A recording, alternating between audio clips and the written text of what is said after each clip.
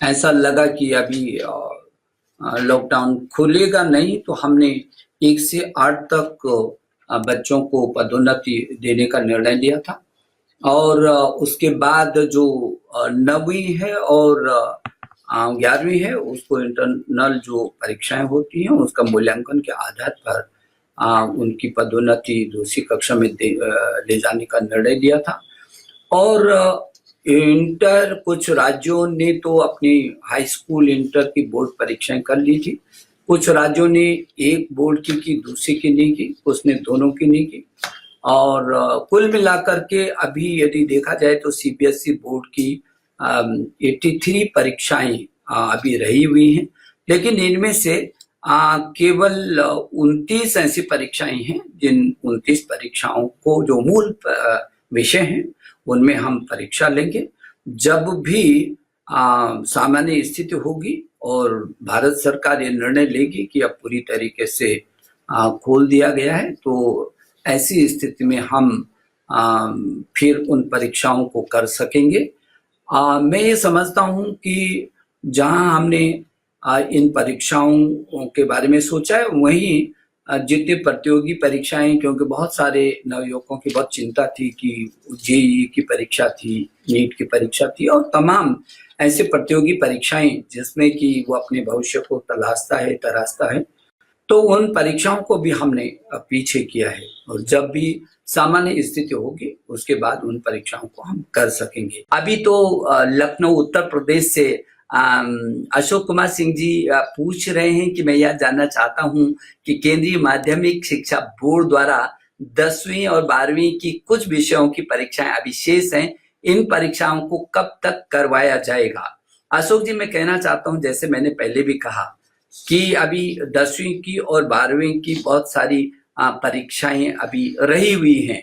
और वो जो कुल 83 विषयों का है, जिसमें से अधिकांश वैकल्पिक विषय हैं, लेकिन जो मूल विषय हैं वो 29 विषय हैं। और ऐसे उन 29 जो विषय हैं, 29 विषय, उनकी परीक्षा हम करेंगे जैसे ही स्थिति सामान्य होगी, लॉकडाउन खुलेगा, वैसे ही हम निश्चित रूप में इन परीक्षाओं को करेंगे। मैं छात्रों से आपके माध्यम से कहना चाहता हूं और अभिभावकों से अनुरोध करना चाहता हूं आप सबसे कि बच्चे को मस्ती के साथ वो और अच्छा अध्ययन करता रहे और पूरा 24 घंटे आप उसको पढ़ाई के लिए बहुत दबाव मत दीजिए, थोड़ा सा उसको मुक्त भी रखें। और लेकिन वो इस बात के लिए तैयार रहे कि हाँ, जैसे ही सामान्य स्थिति होगी उसको उन 29 मुख्य विषयों की परीक्षा देनी पड़ेगी। और जो शेष विषय वैकल्पिक विषय हैं, उन वैकल्पिक विषयों को उसके पीछे के जो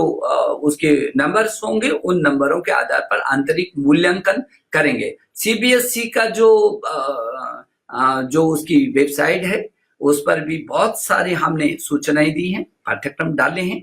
और आपको मालूम है कि जो परीक्षाओं तो हो गई थी, लेकिन उसकी कॉपियां चेक नहीं हो पाई। हम कोशिश कर रहे हैं कि इसी बीच वो कॉपियों का निरीक्षण भी शुरू हो जाए। तो ये बच्चों को से मैं कहना चाहता हूं कि वो उस बारे में अपनी तैयारी रखें। दूसरा प्रश्न, भुवनेश्वर उड़ीसा से अजय मोहंती जी। अजय जी, आप कह रहे हैं कि मैं एक छात्र का अभिभावक हूं जिसने अभी तक 10वीं कक्षा की परीक्षा दी है। हम 11वीं कक्षा के लिए कैसे और कब आवेदन कर सकते हैं? और मुझे लगता है कि 10वीं की परीक्षा आपके बच्चे ने दी है और रिजल्ट बहुत जल्दी सामने आएगा। 11वीं के लिए ऑनलाइन हम लोगों ने ये पाठ्यक्रम दिया है, जैसे कि मैंने कहा कि स्वयं है। स्वयं पर भी एनसीईआरटी ने 28 विषयों में 12 विषयों में 28 पाठ्यक्रम दिए हैं और दीक्षा पर 80,000 से भी अधिक आकर्षक पाठ्य सामग्री है।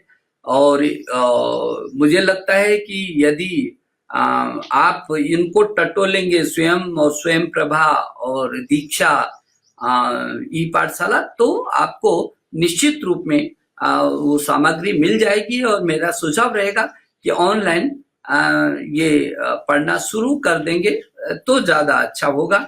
मैं और छात्रों को भी कहना चाहता हूं कि जो दीक्षा है हमारा, वो दीक्षा पर जहां 80,000 से भी अधिक पाठ्य सामग्री है, उसमें चाहे व्याख्यात्मक वीडियो है, वो अनुभव के आधार पर सामग्री है, गतिविधियां हैं, गेम्स इत्यादि तक भी उसमें आपको उपलब्ध हो जाएगा। और जो सीबीएसई ने और एनसीईआरटी ने ऑलरेडी इसमें अपने पाठ्यक्रमों को जोड़ा है, उसमें अपलोड किया है। और ई पाठशाला में 1886 तो वीडियो हैं और ऑडियो भी लगभग 2000 के आसपास हैं, और ई बुक भी 996 उसमें है। तो मुझे लगता है कि ई पाठशाला का भी आप पूरा उपयोग कर सकते हैं। जी, दिल्ली से महेश जी आप कहते हैं कि मैं दिल्ली का छात्र हूं और 2019 में कक्षा 12वीं कर चुका हूं। मैं इंजीनियरिंग की परीक्षा की तैयारी कर रहा हूं। अपने करियर को बहुत असुरक्षित महसूस कर रहा हूं। महेश, आपको तो मालूम है कि हमने जेईई की परीक्षाएं और नीट सहित सारी परीक्षाओं को पीछे कर दिया है, और आपको चिंता करने की बहुत ज्यादा जरूरत नहीं है। आपको तो मालूम है कि हमने पहले से ही ऑनलाइन पर, और 100 छात्रों को भी मैं आपके माध्यम से कहना चाहता हूं, और जो आगे उच्च शिक्षा में जाने वाले हैं, हमने बहुत सारे ऑनलाइन, जहां स्वयं प्रभा उच्च शिक्षा में इसको बहुत ऊंचाइयां दी हैं, उसका पाठ्यक्रम दिया है, आकर्षक सामग्री दी है। और वही हम लोगों ने चाहे अंतर विषयी शोध हो, स्ट्राइड हो, इम्प्रिंट हो, इम्प्रेस हो, बहुत सारे ये शोध और उसके बारे में जो प्रतियोगिता में आपको अच्छा लाभ दे सकते हैं। मैं समझता हूँ शायद आपको चिंता करने की जरूरत नहीं है। आपको ताकत के साथ तैयारी करिए। आपको तो ये जो वक्त मिला है, इस वक्त को आप और ताकत के साथ संजोइए, तो आपको उसका लाभ मिलेगा।